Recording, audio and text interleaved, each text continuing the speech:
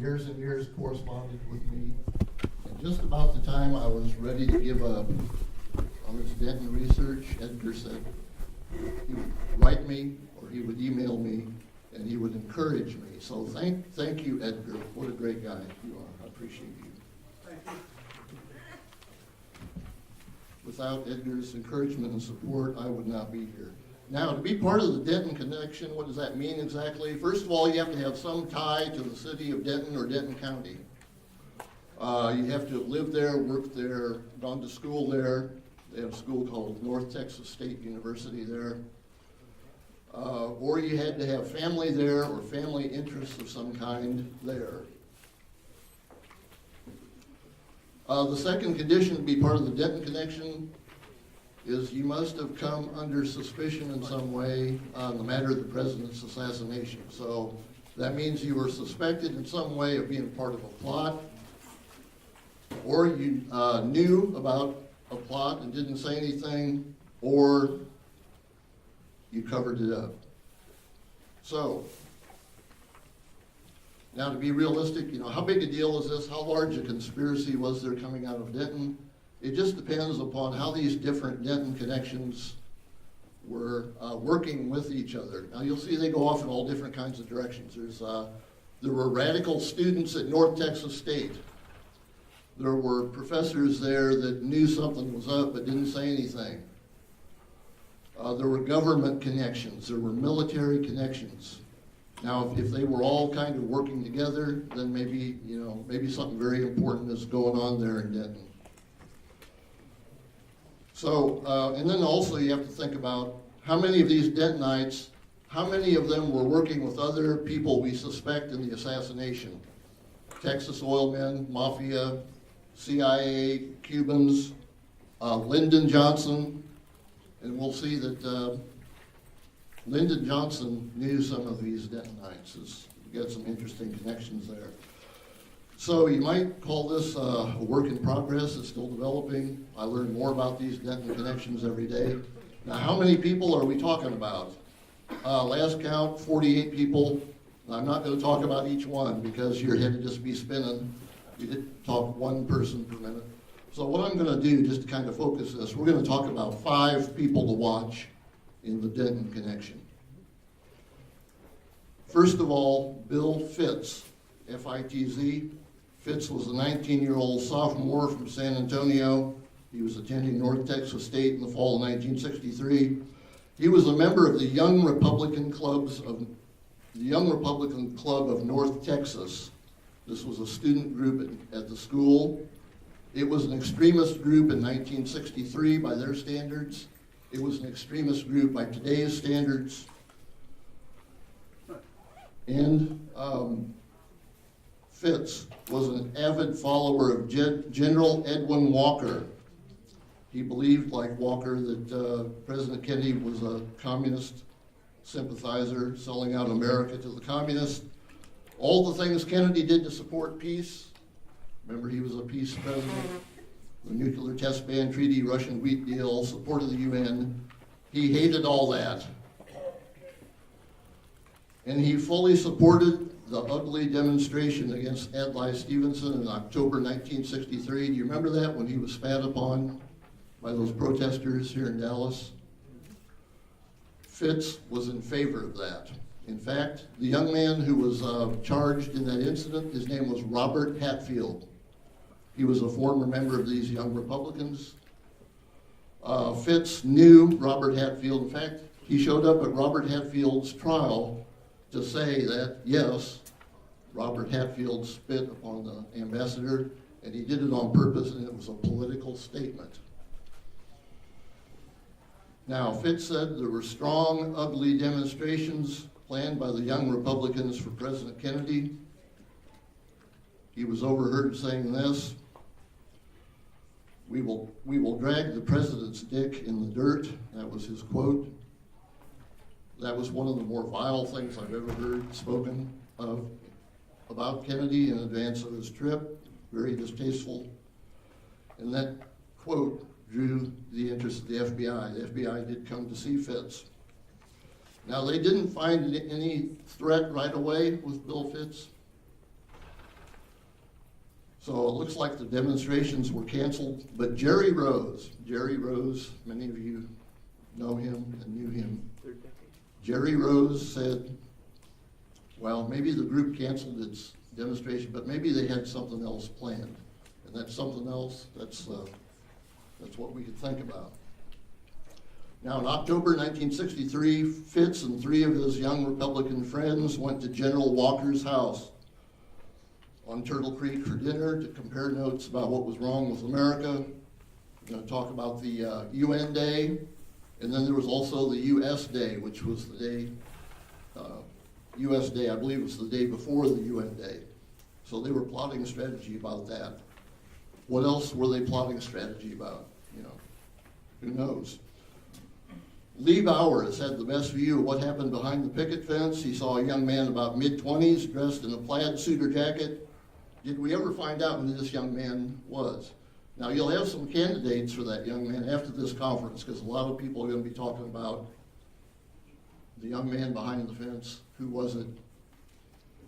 Now, I want you to think as a possibility that just maybe this was one of Bill Fitz's friends, one of the older friends in the Republican Club of North Texas.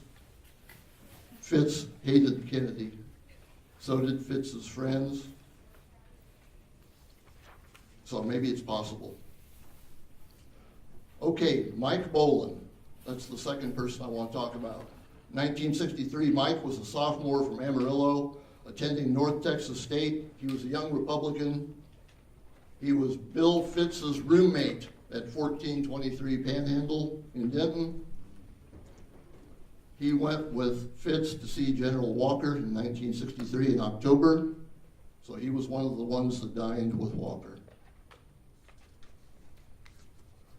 Now, unlike the other young Republicans, Bolin actually did something with his life after graduation. He stayed on at North Texas State to get an BA in business and an MBA. And a few years after that, he got on the ground floor of Arco Oil in Fort Worth. And in the next 25 years, Bolin rose to the top of Arco. He became CEO of Arco Oil.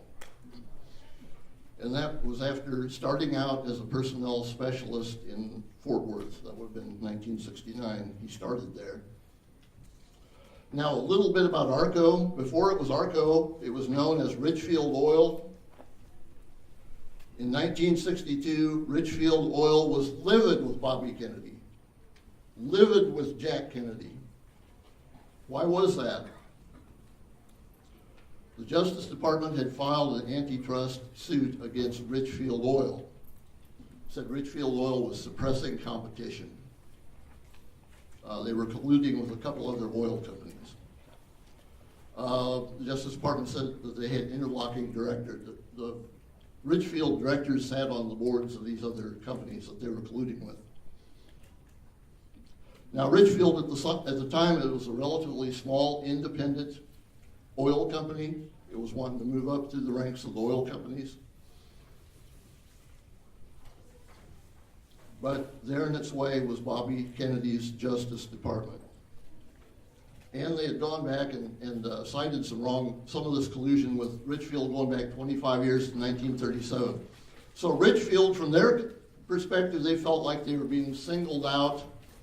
They were being treated unfairly. Kennedy was kicking them while they were down, you might say. The president dies in Dallas. In 1965, Richfield gets a call from Johnson's Justice Department. Richfield is now allowed to merge with Atlantic to form Arco. Now, the question I have for you is this.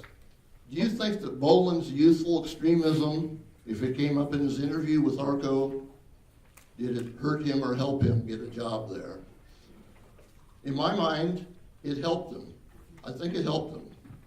He could have said that even if he admitted that he went to Walker's house for supper, it helped him. From Arco's standpoint, here was a young man who supported free enterprise, and he was resisting the socialistic kind of planned economy that the Kennedy Justice Department was trying to put on Richfield. Now, that's Richfield's view, not mine, obviously. I disagree. So, I don't think there's any doubt that that helped him, stand out from the crowd. Okay, doing a little Marco Rubio thing there with the drink. So I'm saying if he went to his interview and he mentioned that he was a young Republican and that he was a supporter of Walker, I think that just helped him get his foot in the door. And once he got in there, boy, did he go off like a rocket. I mean, he just went straight to the top of that company. But Bolin needed for President Kennedy not to be there in order for that to happen. Okay, I want to go on now to, I'm going to talk about two people at once. These people were so joined at the hip, I'm going to count them as one person. You may know these people, Warren Castor and Vernon Payne. And we want to thank Ian Griggs in the UK for talking about this story years ago, otherwise I wouldn't have anything to say about it. But Warren Castor, he was an executive for Southwestern Publishing. He had an office on the second floor of the book depository. And you know why he came under suspicion. I think you already know that. He brought weapons into the depository, a couple of rifles. Brought them in and supposedly showed them to some people, and then supposedly he took them home for his son. They were supposed to be a gift to his son. So he comes under suspicion for that. A member of his staff also acted kind of suspiciously on the afternoon of the assassination. People were trying to get into Castor's office, and they were knocking on the door. There was an employee in there, but she was not answering the door. People have wondered for years why that was. She could have been, of course, they have reason to believe it was a female. She could have, of course, just been upset by what she saw. But still, it struck a lot of people, a lot of researchers, as being kind of fishy why that was happening.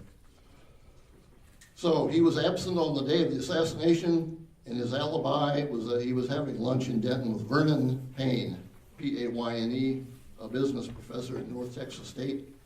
Now, there's nothing untoward about that, having lunch with a prof, because a book rep sells books to the prof. Prof needs them for class. They go to the bookstore and they're on the shelf there. But the relationship between these two was very, very close. That's why I'm counting them as one person. Now, these two men met at New Mexico Highlands University in Las Vegas, New Mexico in the 40s.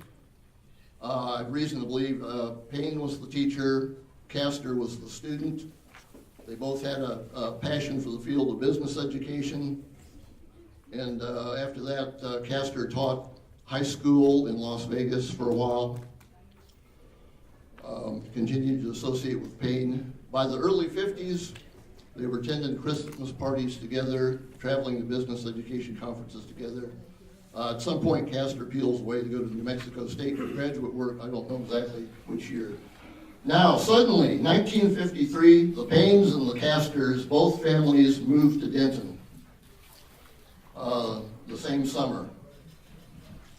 Now, Payne went on to be an all-star prof there in Denton at North Texas State. Castor continued to serve as his book rep. His office was in the depository building. Castor's wife was actually the real star. If you go to the newspaper archives and you put in Warren Castor, a lot of the articles that come up are about Mrs. Warren Castor. She was something of a socialite there. Warren Castor is not mentioned much. Sometimes he's just mentioned simply as the man who accompanied Mrs. Castor to Denton, kind of like that one line, maybe. Now, how close were the two families? Vernon Payne lived at 2316 Robinwood in Denton. Castor lived in a brand new house at 1207 Clover Lane. According to MapQuest, how close are they? 0.3 miles, or 1 minute by car. So in my mind, Payne starts to come under a little bit of suspicion now. He was a great prof, but he didn't do anything to call out these young Republicans. A lot of them were business majors, right? They were accounting majors, they were business business administration majors. They behaved ugly, in a very ugly way. They were picketing Adlai Stevenson. Payne's office was in the business administration building.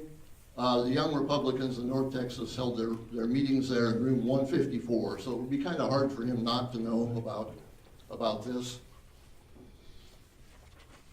Okay, Castor. Castor was a book rep. He gave books to Payne. Now, Castor then wouldn't know any of the students, right? I was wrong about that. What I found out about Castor, in the summers he would hold book fairs for students. Some of the new business ed teachers that were graduating, he wanted to be able to get some books to them, create a relationship with them. And something else you should know about Castor, his academic specialty was accounting, and he taught special classes on accounting during the summers. And a lot of the business administration people, a lot of the accounting majors wanted to take these classes to keep up on accounting. So you might say Castor was an adjunct professor at North Texas State. So it's very likely that Castor knew one of the most photographed people in Dealey Plaza on November 22nd. His name was Larry Florer. You may already know the name Florer, F-L-O-R-E-R. Florer was a 1962 graduate of North Texas State. He's seen in several photos wearing a plaid suit. He's acting kind of suspiciously. Actually, he went into the sheriff's office for a while, but was released. Okay, now where is all this going? This is a lot of coincidental stuff. What's the point here? If Castor felt like he was in some kind of trouble on the afternoon of the assassination, and he may have been very scared because he brought weapons in, and he knew sooner or later the FBI is going to be knocking on his door wanting to know where are those weapons. So if he was in trouble on that afternoon, if he didn't come to remember where they were, or if he loaned them to a student or something like that, he had a lot of reason to be afraid. But could he have called Vernon Payne and asked for an alibi? Would he call Payne? Well, yeah, they were kind of like father and son. You can see the relationship there. There's no question. So, Castor's alibi, wherever he was that afternoon, he could always say he was in Denton having lunch with Payne, and Payne would offer the alibi. And interestingly, I don't think anybody ever checked with Payne to check on Castor's alibi. As far as I know, nobody ever asked Payne, were you having lunch with Warren Castor? Certainly the Warren Commission should have done that. So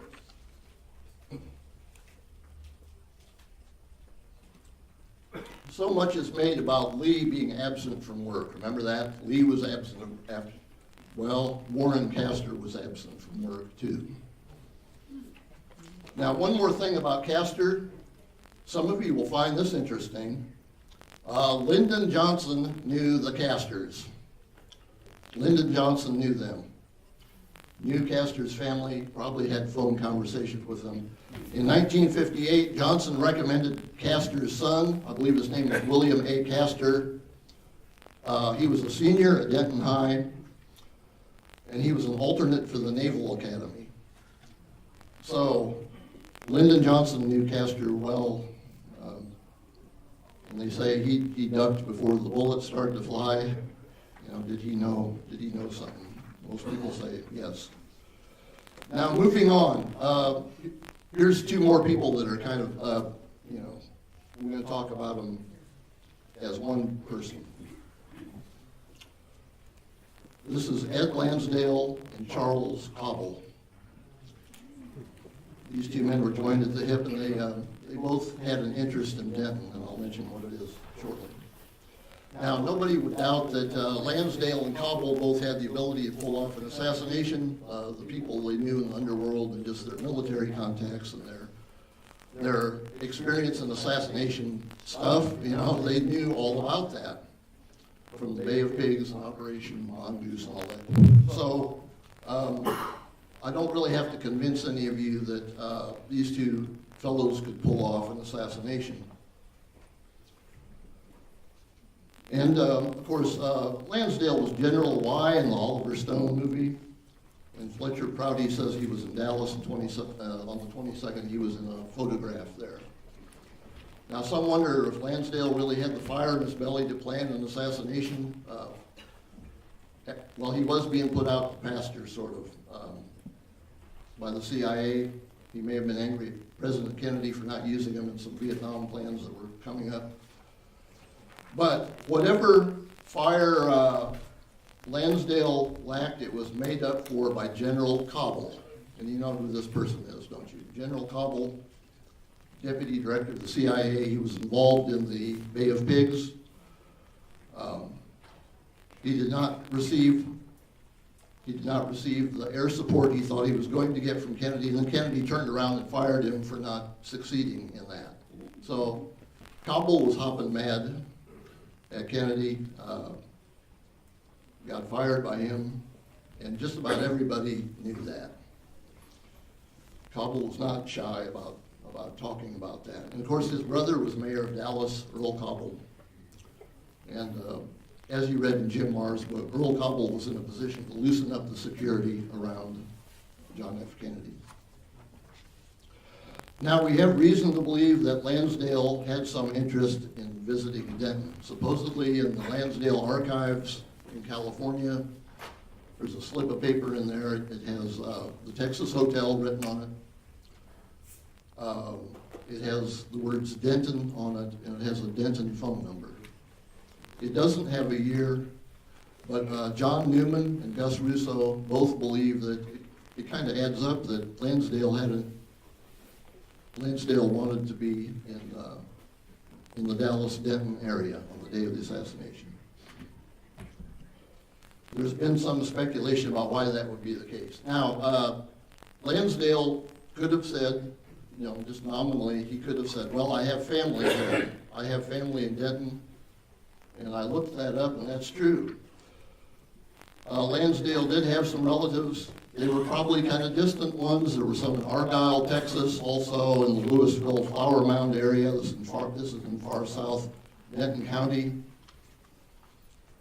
So, you know, if he wrote somewhere in his memoirs that he was going to Denton to see family, that you know, could be a cover story. Cobble also, you know, could say he was going to Denton. He had some interest there. Now, the Cobble family, you may know, they ran a bunch of stores called Minute Mart. I believe that's what they were called, Minute Mart. Some of you probably know, if you were a native here, you know that better than I do. Minute Marts were basically the first convenience store. The Minute Marts were sold to Southland to become 7-Eleven. But then, even after they sold out to 7-Eleven, there were kind of a remnant of these stores. It was called Cobble's Inc.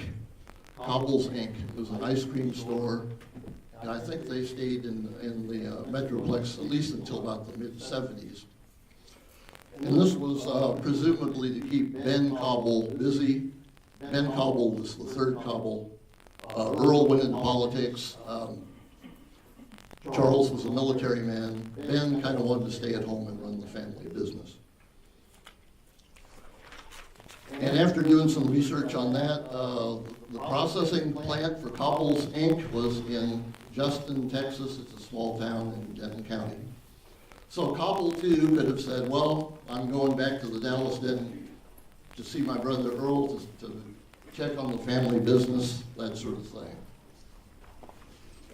Nominally, that's what they could have said. Now, was there anything more in Denton that would have been curious to these two men? This is what I think they were really interested in. There was a brand new civil defense operation in Denton.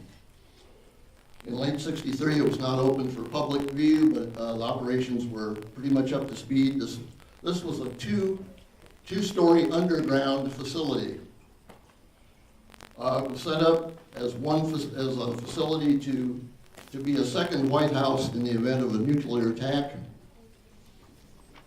It was one of a number of planned facilities like that, but there was room for 500 people in this facility on the day of the assassination.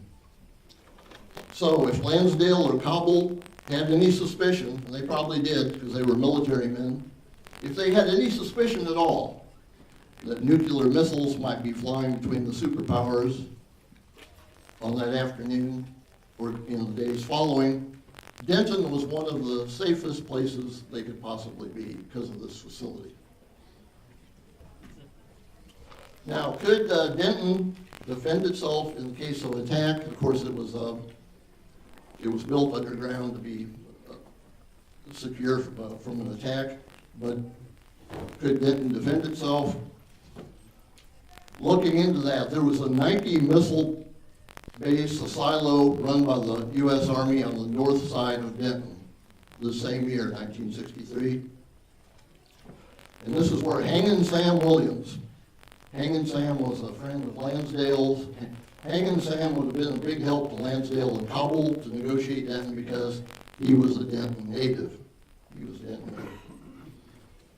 So he could help the two men kind of negotiate the town, and also he knew a lot about the capabilities of the U.S. Army there guarding this base.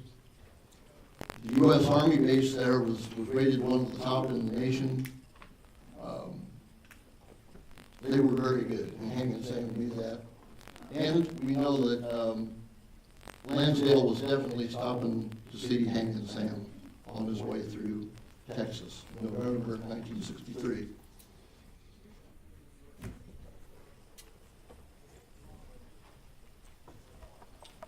Okay, there's one more person to talk about. This person is very important. His name is Bill Moyers. You all know him. Yeah. The Denton part of Bill Moyers' life is not well known. Moyers went there in the fall of 1952. He stayed there for 2 years. He overlapped with Professor Payne and Warren Castor by 1 year in Denton. So after graduating from Marshall High, he followed a family tradition by attending North Texas State. He was president of his freshman and sophomore classes, both classes. He won awards for student journalism. He was a big man on campus at a young age. And the rest of the resume, I think you know about that. He got on Senator Johnson's staff, and then deputy director of the Peace Corps, and then he hitched a ride back on Air Force One. So he was part of that very small three-man transition team that helped Johnson into the White House. That team was, I believe, Moyers, Valenti, and Jenkins. And then spent some time as Johnson's press secretary, and after that, on to a career as a journalist, a pretty spectacular one. I think probably a lot of you know Bill Moyers' journalism, and you like it, and you should, because it's pretty good. But when it comes to the assassination, though, there's some questions about Bill Moyers. He's come under suspicion for a couple of reasons. First of all, he made a very, very quick trip from Austin to Dallas to get on Air Force One, so they wondered, well, did he have foreknowledge, or was he just very well organized?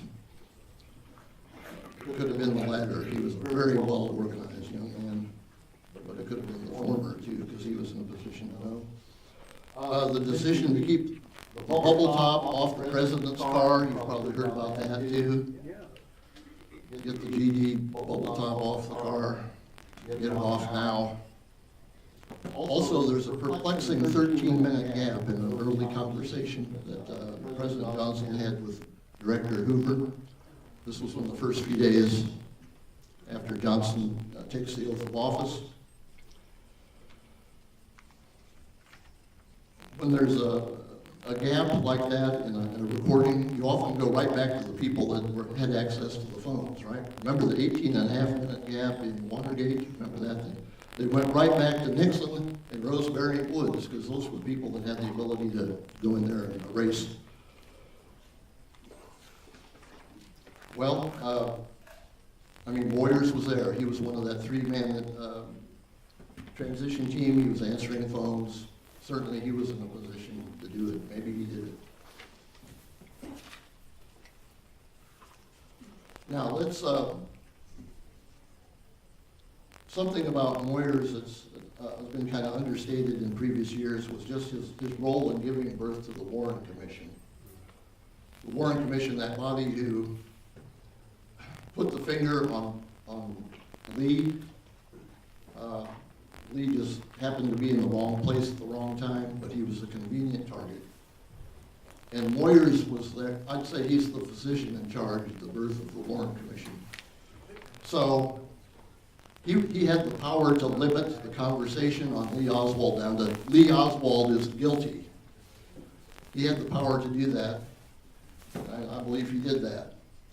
Now, by the end of the day, on the 22nd, Johnson and Hoover had already decided that Lee was going to be guilty of the assassination. They'd already decided that. I use a book by McKnight as a book that I like to talk about when I talk about the Warren Commission. And that's basically what McKnight was saying. The first plan that was circulated on the night of the assassination by the transition team, remember that? It was supposed to be a Texas inquiry, a board of inquiry in Texas, and they would gather the facts, and then they would give the facts over to the FBI, the FBI would write a report, and then that would be it, right? Done. The American people would have this FBI report, and that would be it. That would be the end of it. Now, that failed. The Washington elite did not like that. They were arguing for an independent commission with some oversight in Washington, and that emerged as the Plan B. You know, Lee Oswald was still going to be guilty. It's just a matter of how they were going to do it. It's just going to be done a little bit differently. Kind of like a half-a-loaf strategy. Okay, we get to say Lee is guilty, but it's a little bit different mechanism for getting there. It's a commission instead of a Texas Board of Inquiry. Now, there's a few moments in the birth of the commission noted by McKnight that are important. Right after Lee is killed, Moyers fields a call from Dean Rostow of the Yale Law School, and the dean talks about an independent commission that's needed. And they could not trust the Texas authorities to do it because Ruby had killed Lee, and the whole thing just seemed so fishy. They were not going to do anything like trusting Texas with an inquiry. Now, after that, there were a series of phone calls in rapid succession. This would be on the night of the day Lee died, between Moyers, Johnson, Hoover, Katzenbach. It's at this point that the idea of a commission is forming, an independent commission, to be based in Washington. Now, another moment that's often overlooked, it's the phone call between Moyers and Joe Alsop of the Washington Post. This was on the morning of Monday, November 25th. I do not have a transcript of that, but I believe that Moyers is kind of absorbing the idea of a commission. At the same time, he's prepping Alsop on how to approach President Johnson about this. So, Alsop does speak with the president later in the day. The president is pushing back against the idea of a commission, because Johnson obviously wants no independent commission. Now, turning on the hard sell, Alsop said he's only talked to this, he's only spoken about this idea of a commission to two people, Dean Acheson and Bill Moyers. So these are both people that are very dear to Lyndon Johnson's heart on this day. The old Cold Warrior Acheson and this young man, Moyers, not yet 30 years old, but part of his transition team. Now, with respect to Moyers, last time I counted, 3 times Alsop makes this statement. Have Moyers call friendly. Have Moyers call friendly, have Moyers call friendly. And if we do that, the idea of a commission has smooth sailing in Washington, D.C. you will hit a home run. Your administration will be on the right foot. Now, we don't really know if lawyers made the call, but the executive order creating commission put the blame for the assassination upon me, who happened to be in the wrong place at the wrong time on November 22nd. What do we see in Denton? Kind of adding it all up. We see radical students that hated Kennedy. They met with a right-wing general that hated Kennedy. They plotted strategy for a U.S. Day, and also what to do on the UN Day, and probably talk about more than that. We find an associate of these radical students, Larry Florer, in Beasley Plaza. He was one of the most photographed people there. Florer was an accounting major. His adjunct instructor, Warren Castor, worked in the the school book depository. Castor works there. He's on the second floor. We have two generals that are suspected of being in the Dallas-Denton area. And we have a former Dentonite. He had the power to shape the conversation about Lee Oswald. He had the power, you know.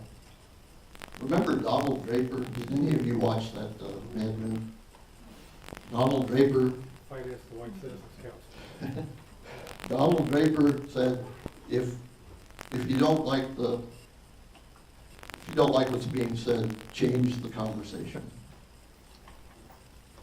Moyers had the power to do that, and that's what he did. So he was one of the most powerful people in Johnson's administration. So we have to conclude, if you're keeping an open mind about this, I hope you are, that these Denton connections might have been really important in terms of what happened on the 22nd. Now let me also say this. I don't want you to come away with the impression that everybody who ever lived in Denton had something to do with the assassination. That's not true. The great one, Jim Mars, you've all read his work. Jim Mars spent time in Denton. Coke Buchanan spent time in Denton. Judy Bonner. These are people that have Denton connections, but they're not under suspicion of anything except helping us to find the truth about what really happened. And let me say this, Denton is a lot different today than it was in 1963. 1963, the town orientation was very much that of the Don Byrd Society. But that is no longer true. The town has come a long way. It's a thriving multicultural place now. But it has this hidden history that not many people in Denton know about it. So that's why I'm here today. Now, I thank you for your attention. You've been a very good audience. Thank you for keeping an open mind on these Denton suspects. So if there's any time for questions at all, yes. Sorry, you said something about the bubble top, the cover, that Moyers did something with that? Yes, yeah, a good point. I probably didn't explain it very well, but it was in Anthony Summers' book first, I believe, and then it was in Livingstone's book, High Treason. But there was a question about whether to put up the bubble top or not.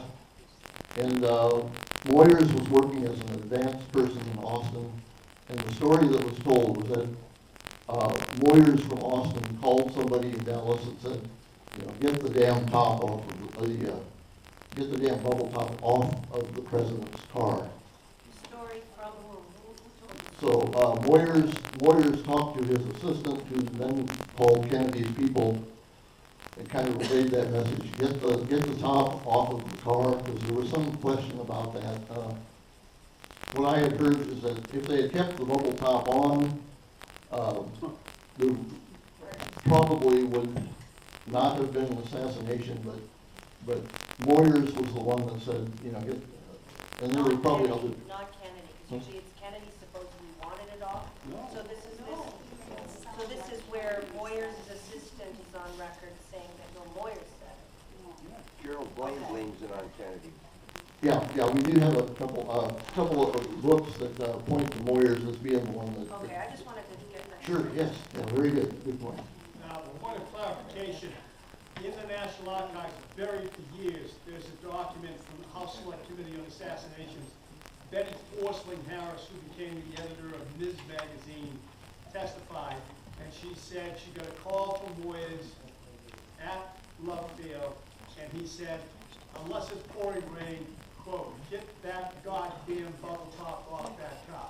That is the exact reference to Moyers. Yeah, thank you very much. You did a much better job of explaining that. That's why he's the best. Whose idea was it to put Alan Dulles on the Warren Commission?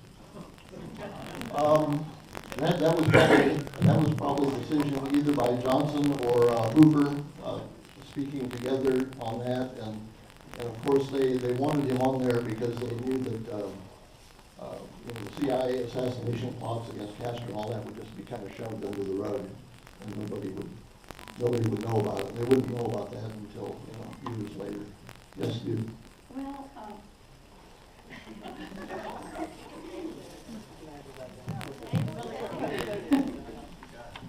all right, I talked to Vince Palomara, and he was under the impression that only the Secret Service could decide whether to take the bubble top off or not, but frankly, they didn't care, did they, about anything?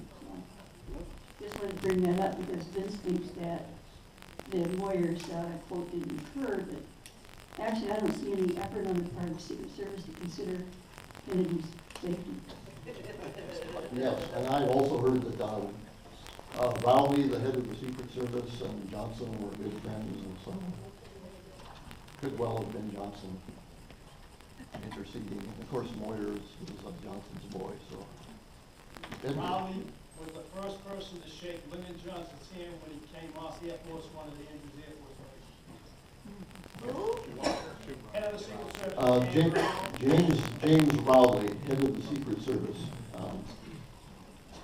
So Rowley probably had no problems with the bubble top being off. I don't think he had any problems with it. Okay, you've been a great audience. Thank you. Thank you.